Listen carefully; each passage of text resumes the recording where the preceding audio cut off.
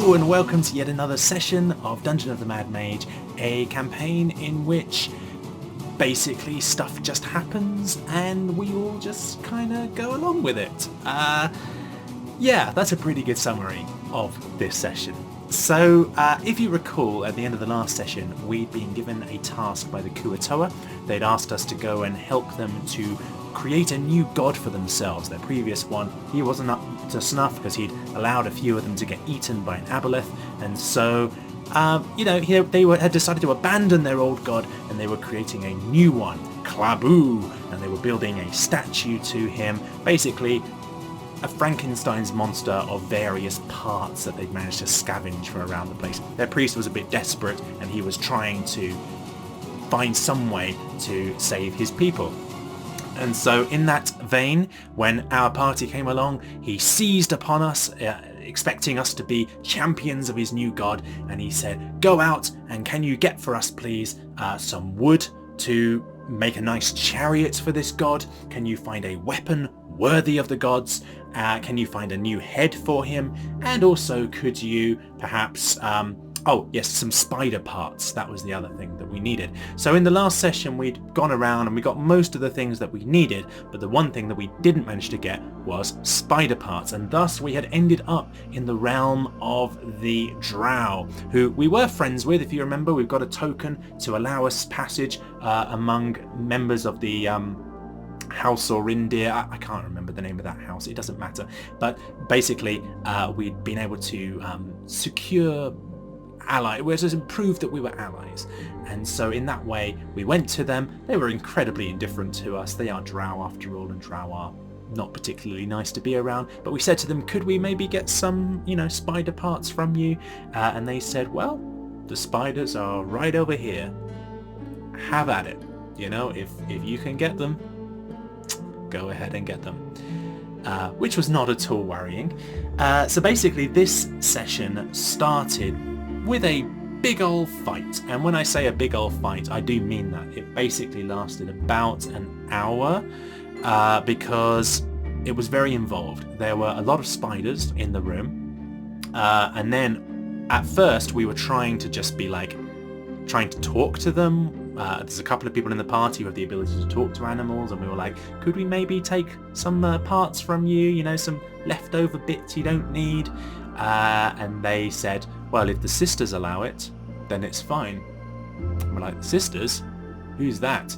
We soon found out the sisters were two Driders, and they did not like the Drow. And so when we came in here saying that we were allied with House or Reindeer and all that, well, they weren't particularly happy with that and they attacked us. So there was a big old fight there, lots of giant spiders, and then these two Driders, both of which I'm very happy to say my character basically took them on single-handedly to start off with, and all the giant spiders were handled by everybody else. We did try some other stuff as well during the combat, to be fair. Boleen spent a good portion of it trying to use Mask of Many Faces to disguise herself as a Drow and be like, stop this at once, I command it. But that didn't go very well. She also tried to silent image a giant toad to distract the spiders. That also didn't really work either. So we were trying a few different things, but eventually, in the end, it just came down to combat. We killed them, and we looted the bodies, and we got a lot of spider stuff. That's great. We also managed to find in the same room another one of these magic archways which goes somewhere. This one had a bunch of figurines carved into it. There was like a manticore, a unicorn, a black dragon, an owlbear, and an umber hulk, and we couldn't figure out how to make it work, so one of the members of the party just took the unicorn figurine and put it into the bag of holding. Why? I don't know, because it seems the least dangerous of the animals there, so let's just take it. So having got all of this, we then Batman transitioned away back to the Kuatoa, and we gave to the Kuatoa the items that he requested. Here is the wood for the chariot, and we picked up some wood carving tools, so we made a nice little chariot for him. He was very appreciative. Then we got for him the spider parts that he needed, and we got for him a weapon worthy of the gods. Was basically our paladin cast magic weapon on a non-magical weapon, I don't know if that would really pass, but there we go. It's a magical weapon, therefore it's worthy of the gods. So that's what happened there. And then finally the head. I forgot to mention earlier, in the fight with the Drider, one of the Drider apparently canonically had a face that looked exactly like Hilary Swank, and the other one had a face that looked exactly like Anna Kendrick. I don't know why, but there we go. So we actually took Anna Kendrick's head with us, so there is the new head for your statue, and we put it all together, and finally Klaboo is ready, and the priest steps back expecting something amazing to happen. And of course nothing does happen, because this isn't a god, it's just a random assortment of crap that we found around the dungeon. And so nothing happens, and the priest is very frustrated by this, and he's like, what could be the matter? And he thinks, the head is wrong. This is not the right head. We need a better head. And he looks around, and he sees Kronos, our barbarian wizard, and he's like, you give perfect head. And at that point the session stopped for 5 minutes because we are children, and that's what happened there. But eventually we stopped laughing at this faux pas, and we realized, oh no, this Kuo-toa priest wants to kill our Goliath barbarian. We don't particularly want to have a fight here because this priest seems quite high level. He's surrounded by guards. In the very next room over, there's like 50 more Kuo-toa. Yes, they're extremely sick because they've been drinking the slime-filled water, but there's still a lot of them. We don't particularly want to have to wade through bodies of basically people who are harmless. They're not actively hurting anybody. They're stupid. They're insane, but they're harmless, and we would be the bad guys if we took them on. So instead, we very quickly realized we were going to have to go with option B. Option A, if you remember, the choice was, with the Kuo-toa, either complete the statue or take down the aboleth. We didn't want to take down the aboleth, we're not high enough level, and now apparently completing the statue, that was now a dead end. So very quickly we all, as a party, realized, oh no, we're going to have to do what the drow wants, aren't we? The drow wanted the head of the priest. Okay, we're going to have to try and get the head of the priest. How do we do that? We can't just attack him in the room. That's the same problem that we had earlier. We'd have to take on lots and lots of them. We need to find a way to separate this priest from his friends so he can then take him down. And thus began the ruse, which took up probably about half the session.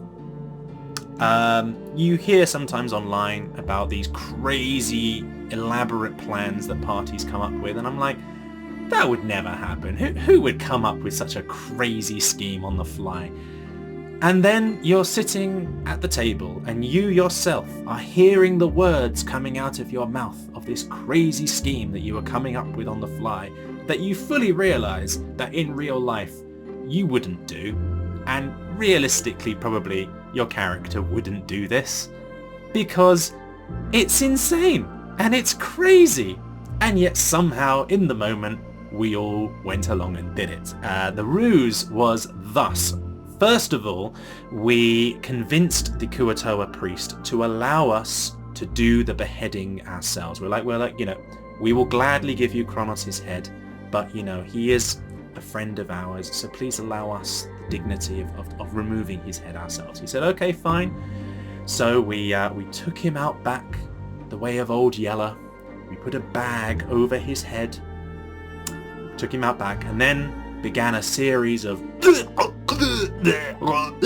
oh no, my head sounds. And a few moments later, Bolene emerged back in the room with something underneath the same bag. It's a head-shaped something of approximately the same size and shape as Kronos' head. It's just a rock, but the priest doesn't know that. She takes it over to the statue, puts this rock on top of the statue, and in this exact moment, she casts Silent Image. The image that she conjures is that of this god, and she makes it appear as though the god, as this kind of apparition, steps out of the statue, head and all, with the head of Kronos on it, and this weird concoction, amalgamation of parts, exactly as the statue appears. It steps forwards. Klabu! Risen at last! And of course the priest and all of the Kuatoa fall down. Klabu! Mighty Klabu! You are here! Alright. Off you go. Take on the Aboleth now. Oh, okay. Yes. That was the reason you were summoning this god, wasn't it? To take on the Aboleth. Right. So now now we need to find a way to get the priest to come with this apparition so that we can kill him, because that's what we want. And he, meanwhile, is just like, off you go then. Do what we summoned you for. Okay, we're like, what can we do? It's a silent image. It can't speak. So at this point, we instead, through an elaborate means, basically asked the Kuatoa priest to point us in the direction of where the Aboleth was. Unfortunately, this meant he then took us into the room with all of the sick and dying Kuatoa, and the DM did take pains to describe the women and the children, the weak little please, I'm dying. And we're like, hello, yes, don't, okay, that's a bit gross, okay, yeah, let's, we walked past them, and we made it to the water. Right. Then, Bolene had the silent image walk into the water, turn around, and beckon to the priest to join the god in the water. And, I mean, of course the priest is going to. That's a very easy roll. I don't think we even had to roll on that because, well, it's the priest's god and it's telling it to join him in the water. Of course it's going to.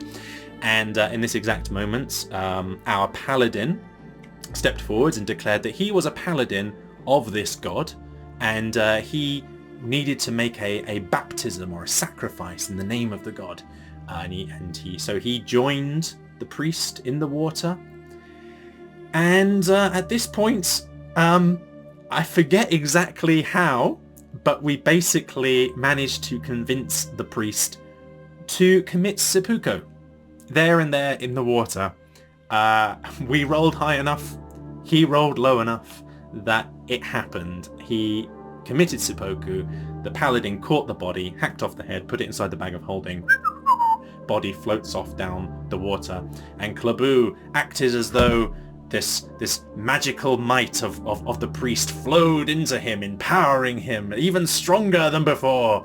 And we're like, yes! And then the paladin walks out of the water, and as a final little coup de grace flourish, he goes, and now I will perform a miracle! And he walks over to Kronos, our barbarian, who still has a bag over his head, and he says, Klabu restores you! And he removes the bag, and there is Kronos' head, and he is fully intact. Cue small round of applause. Please clap. And then all of these 50 sick, dying Kuatoa, they look at us.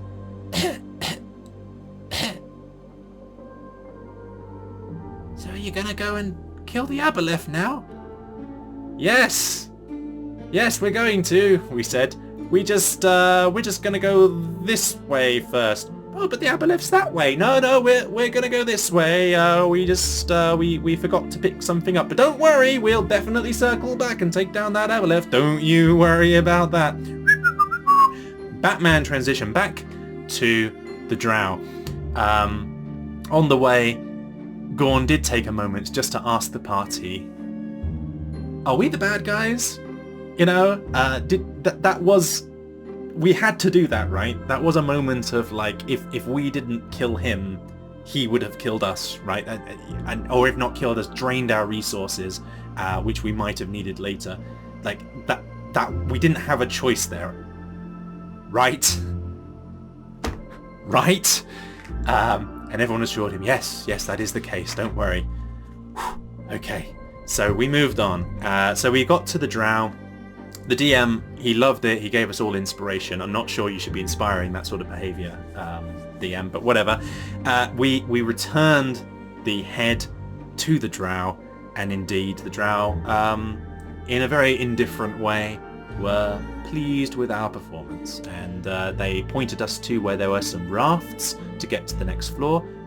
A deal was a deal. They said they would tell us how to get to the next floor. It's not by stairs this time, it's by boat. You go down river and you just keep going down river, down for quite a long time, and then you end up on the next floor. So that's what we did. We decided to do that. They did, however, to be fair to the drow, they did offer a couple of nice things. One of them told us, basically, do not touch the trees in the forest. That's what they told us. Okay. Noted.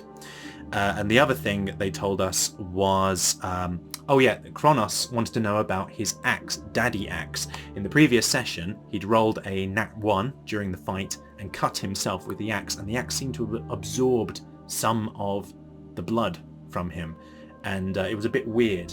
And so ever since then, he's been a bit suspicious about using this axe. So we said, you are a mighty priestess of Lolth, you are a mighty wizard of some sort, could you identify this axe for us and tell us what it is? So the priestess kind of identified it, kind of laughed, didn't tell us what it was, other than to say, this is not an axe, this is a creature. And that's all she would tell us. So there we go. So then we got onto the raft, we went on down to the next floor, and on the way we had a long rest. There was a little bit of roleplay because the Tooth Fairy, which if you remember is Boleyn's patron, the Tooth Fairy appeared and said, you're very close to finding that sword that we're looking for. Keep your eyes peeled, it's coming up. And then just to kind of make sure he was in her thoughts, he took another one of her teeth to add to his collection. And she's like, okay, I've got a gap in my mouth now. That's not good. And he's like, oh yes, you're right. We should fix that. And he looks around in his collection of teeth and he pulls out this giant buck tooth and just slams it into the gap. And he's like, that'll do. So Boleyn is very slowly getting a very crooked smile. But there we go. We headed on. And we ended up on the next floor. During the travel as well, Gorn did take a moment to have a bit of roleplay with Boleyn, just to kind of put a capstone on the whole, like, love triangle thing. I was getting a bit bored with it, and it wasn't really going anywhere. And so I was just like, do you think that Boleyn at this point realizes that Gorn's into her? And she rolled to see. And yeah, it was a pretty good roll. And so I also rolled, and I realized that she really wasn't into me. And so we took that opportunity to have a bit of role play and just be like, you know what? I am not the prince that you're looking for. You're Prince Charming. But I will do everything in my power to make sure that you find him, and I will do everything to protect you. So it was a very nice, sweet little moment there between the two of them. And that whole story is now put to bed, which is nice. And then we ended up on the next floor. We didn't get very far through that next floor, but suffice to say, there is a forest. It's daylight. There is a sun and blue sky above our heads. We very quickly realised, however, that the blue sky and the sun were just an illusion because one of us, Kronos, has a broom of flying. He flew it to the top of the chamber, hit his head against the roof, and realised very quickly, oh, we are still underground. This is just an illusion. But there was definitely real trees down here. Boleyn cast Speak with Plants, had a good old conversation with them, and by basically talking in terms of rising sun and setting sun, we were able to kind of orient ourselves as to where the owner of these woods lived. They said, we are Willow's woods. That's what the tree said. We said, well, where is Willow? And they said it is south. And so south is the direction that we are heading at the end of this session. So there we go. Nice little session. good combat to start things with, really fun combat that was, and then that was followed by just pure insanity, but insanity of the best kind, because everyone in the party got to do something during that, and that's the best thing, when everyone is doing something. Everyone's playing a role in what's going on. Bolene with her silent image work, Kronos of course with his deception, they've been decapitated, our paladin of course with his I am the paladin of this god, I'm gonna do a miracle, and actually just decapitating the head of this guy, and me just kind of there questioning everything that's happening, but you know, bit of druid craft, bit of pizzazz on the side. So yeah, really fun session. They continue to be insane. What I'm quickly realizing is that this campaign, certainly on the last couple of floors, it's very good at giving you the illusion of choice. It will often give you, this is the situation on this floor. There is Group A and there is Group B, and they hate each other. Which one do you side with? But actually, in the end, unless you just want to get a TPK, there's only really one way that you can go. So yeah, it looks like we're just friends of the drow now. That's just how we've ended up. I'm not sure how that happened, but there we go. That is now the safe play, apparently. And our journey continues. Hopefully on this next floor we're going to get a little bit more of Bolene's backstory, because we're looking for this sword that belongs to her patron, and I think we're not that far now from the Metallic Majesty and the backstory of Kronos and where his brother has gone. So all of these things starting to come to pass. Really looking forward to seeing where that goes. But in the meantime, have a really lovely time, and yeah, take care.